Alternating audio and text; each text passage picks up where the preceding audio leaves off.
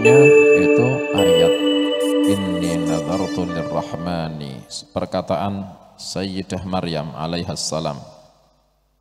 Beliau dikasih dikasih perintah sama Allah cara menyelesaikan solusi, cara membebaskan diri dari masalah. Kepingin tidak ada masalah, kepingin paling bahagia,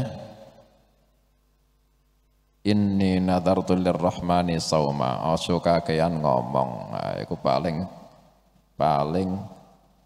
bahagia. Kunci bahagia, kunci sukses, ojo kakean ngomong. Itu orang paling banyak omong, orang paling banyak masalah. Orang yang banyak ngomong paling banyak masalah.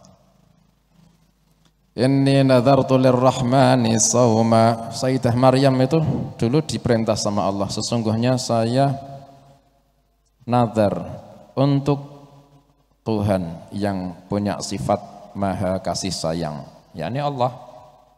Saya sudah nazar untuk Tuhanku, yaitu Allah Ar-Rahman, sauman, saya sudah bernazar menahan diri. Falan ukallimal yauma insiyah, maka saya tidak akan ngajak ngomong orang di hari ini. Maka saya tidak akan ngomong dengan seorang pun pada hari ini.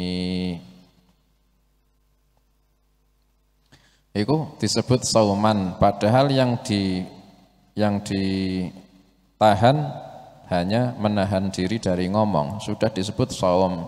Memang saum, tapi secara lughah. Surah Maryam 26.